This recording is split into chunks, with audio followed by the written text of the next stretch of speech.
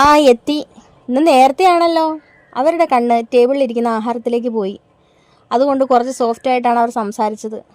ആ ഫംഗ്ഷൻ കഴിഞ്ഞ് ഉടനെ ഞങ്ങൾ ഇറങ്ങി. അമ്മയ്ക്ക് അപ്പവും ചിക്കനും വാങ്ങിച്ചിട്ടുണ്ട്. അവർ അത് എടുത്തു. അവരുടെ ഭർത്താവ് തമിഴ്നാട്ടിൽ ഒരു കമ്പനിയിൽ സെക്യൂരിറ്റിയായിട്ട് ജോലി ചെയ്യാണ്. മാസത്തിലേ വരാറുള്ളൂ. അച്ഛൻ വരാറായി. അവർ പറഞ്ഞു. ഇന്നലെ ഫോൺ വിളിച്ചിട്ടുണ്ടായിരുന്നു. പതിവില്ലാതെ വീട്ടിലെ കാര്യങ്ങൾ ഇങ്ങനെ സംസാരിക്കുന്നതിൽ അവർക്ക് അത്ഭുതം തോന്നി. ഇനി ആഹാരമൊക്കെ വാങ്ങിച്ചുകൊണ്ട് കൊടുത്തോണ്ടായിരിക്കാം. അവൻ മനസ്സിൽ വിചാരിച്ചു. അടുത്ത ആഴ്ച അച്ഛൻ വരും. ഇപ്പോൾ പോയിട്ട് കുറച്ചായില്ലേ. കല്യാണത്തിന് വരെ ലീവ് കിട്ടാൻ പാടായിരുന്നു. ഒരു ദിവസത്തേക്കല്ലേ അച്ഛൻ വന്നത്. ഇനി അവർക്ക് അനുവദിച്ചിട്ടുള്ള ലീവ് ഒരാഴ്ച ഉണ്ട്. അടുത്ത ആഴ്ച വരും. ഇനി അതിൻ്റെ സന്തോഷമാണോ ആഹാരം വാങ്ങിച്ചുകൊണ്ട് കൊടുത്തതിൻ്റെ സന്തോഷമാണോ എന്ന് അവനിങ്ങനെ ആശയക്കുഴപ്പത്തിലായി. എന്തെങ്കിലും ആവട്ടെ, അവർ ഇങ്ങനെ സംസാരിക്കുന്നത് തന്നെ ഒരത്ഭുതമാണ്. അങ്ങനെ അവൻ റൂമിലേക്ക് കയറാൻ പോയപ്പോൾ അവർ ചോദിച്ചു, നിങ്ങൾ ആഹാരം കഴിച്ചായിരുന്നോ? ഞങ്ങൾ കഴിച്ചു. ഇത് അമ്മയ്ക്കുള്ളതാണ്, അമ്മ കഴിച്ചോളൂ. അവർ പാത്രത്തിലേക്ക് പകർന്ന് ആഹാരം കഴിക്കാൻ തുടങ്ങി. അങ്ങനെ രമ്യയും രവിയും ഡ്രസ്സൊക്കെ മാറി ഹാളിലേക്ക് വന്നു. ടി വി ഇട്ടിരിക്കുകയാണ്. അവർ കുറച്ചു നേരം അമ്മയ്ക്കൊപ്പം ടി വി കണ്ടു. ഇനി തങ്ങളുടെ ഭാഗത്തുനിന്ന് ഒരു അടുപ്പമില്ലാത്തതിൻ്റെ പേരിൽ അവർ പ്രശ്നമുണ്ടാക്കണ്ടെന്ന് കരുതി. അവർക്ക് ടി വി കാണുന്നത്, അവരോടൊപ്പം ടി വി കാണാൻ വന്നിരുന്നതും ഇഷ്ടപ്പെട്ടെന്ന് മനസ്സിലായി. സീരിയലിൻ്റെ കഥ ഓരോന്നൊക്കെ ഇങ്ങനെ തന്നെ പറയുന്നുണ്ടായിരുന്നു. കഥ അവർക്ക് പറഞ്ഞു കൊടുക്കുകയാണെന്ന് അവർക്ക് മനസ്സിലായി. അവർ പ്രത്യേകിച്ചൊന്നും പറഞ്ഞില്ല, ചിരിച്ചു. അങ്ങനെ കുറച്ചു നേരം അവരോടൊപ്പം ഇരുന്ന് ടി വി കണ്ടു. അതിനുശേഷം രമ്യയും രവിയും റൂമിലേക്ക് പോയി മേല് കഴുകാൻ. മേല് കഴുകി വേറെ വസ്ത്രമെടുത്തിട്ട് നീ കിടക്കാനുള്ള പുറപ്പാടാണ്. ഇത്തവണയും രവി തറയിലും രമ്യ കട്ടിലിലും. രവിയേട്ടാ, 2 ദിവസം കൊണ്ട് ഞാൻ കട്ടിലല്ലേ കിടക്കുന്നത്. ഇനി രവിയേട്ടൻ കട്ടിലിൽ ഞാൻ താഴെ കിടന്നോളാം, അവൾ പറഞ്ഞു. വേണ്ട നീ അങ്ങ് കിടന്നാൽ മതി. വേണ്ട, രവിയേട്ടൻ കിടക്ക്, അവൾ നിർബന്ധിച്ചു. അവൾ താഴെ ഇരുന്ന് രവിയുടെ കൈ കയറി പിടിച്ചു. മേളിലോട്ട് എഴുന്നേക്ക്, കട്ടിലിൽ കിടാ. തൻ്റെ കൈകളിൽ അവൾ പിടിച്ചപ്പോൾ തനിക്ക് ആരൊക്കെയോ ഉണ്ട് എന്നൊരു ഫീൽ അവൻ അനുഭവപ്പെട്ടു. അവൾ തൻ്റെ ഭാര്യ. അവൻ മനസ്സിലിങ്ങനെ പറഞ്ഞു. അവളുടെ കൈപ്പിടുത്തത്തിൽ അവന് അലിയാതിരിക്കാൻ കഴിഞ്ഞില്ല. അവൻ എഴുന്നേറ്റു. അവൾ പിടിച്ചു വലിച്ച രീതിയിലാണോ എന്തോ എഴുന്നേറ്റ വഴിക്ക് അവൻ അവളുടെ ദേഹത്തേക്ക് വീഴാൻ പോയി. അവർ രണ്ടുപേരും കട്ടിലിൻ്റെ 2 സൈഡിലേക്ക് വീണു.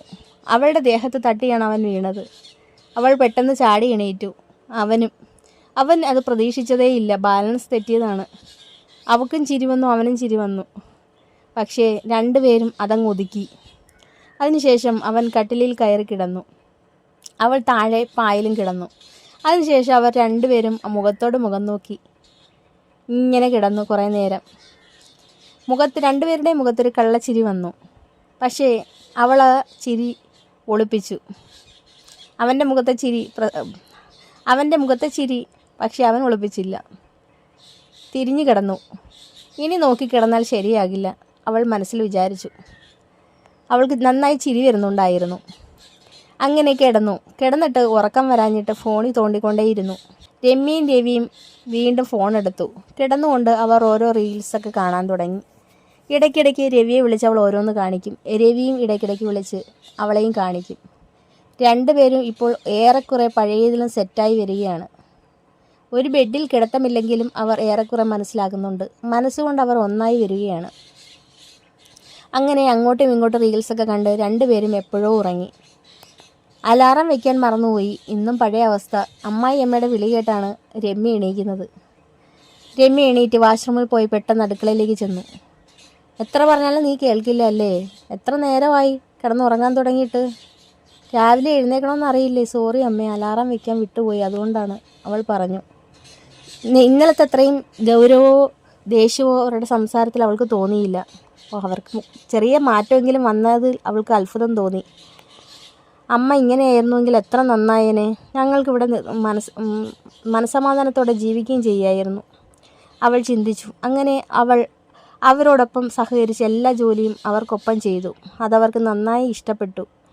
അതിനുശേഷം അടുക്കളയെല്ലാം ക്ലീനാക്കി അടിച്ചു വാരി തുടച്ച് ഒന്നും കൂടി മേല് കഴുകണമെന്ന് അവൾക്ക് തോന്നി. അമ്മ, ഇനി എന്തെങ്കിലും ജോലിയുണ്ടോ? അവൾ ചോദിച്ചു. ഇല്ല, ഇനിയൊന്നുമില്ല, നീ പൊയ്ക്കോ, അവർ പറഞ്ഞു. അവൾ മേല് കഴുകി വേറൊരു വസ്ത്രം എടുത്തിട്ട് പിന്നെ തുണി കഴുകണം. ആദ്യം കുറച്ച് കഴിഞ്ഞ് അവൾ ജോലി ചെയ്തതിൻ്റെ ക്ഷീണത്തിൽ കുറച്ചു നേരം കട്ടിലിൽ കിടന്നു. രവി വീട്ടിലില്ല. അമ്മയുടെ ഈ മാറ്റം രവിയേട്ടൻ വരുമ്പോൾ എന്തായാലും പറയണം, അവൾ മനസ്സിൽ ഉറപ്പിച്ചു. സാധാരണ അമ്മ തന്നോട് ഇങ്ങനെയല്ല പെരുമാറാറ്. ഇന്ന് കുറച്ച് മാറ്റമുണ്ട്. അവൾക്ക് മനസ്സിൽ സന്തോഷം തോന്നി. അങ്ങനെ രവി വരുന്നതും കാത്ത് അവൾ ഇരുന്നു. അപ്പോൾ നിങ്ങൾക്ക് ഇവിടം വരെ ഇഷ്ടമായെങ്കിൽ ലൈക്ക് ചെയ്യാനും കമൻറ്റ് ചെയ്യാനും സബ്സ്ക്രൈബ് ചെയ്യാനും മറക്കരുത്. ഇതിൻ്റെ അടുത്ത പാർട്ടുമായി ഞാൻ വീണ്ടും വരുന്നതായിരിക്കും.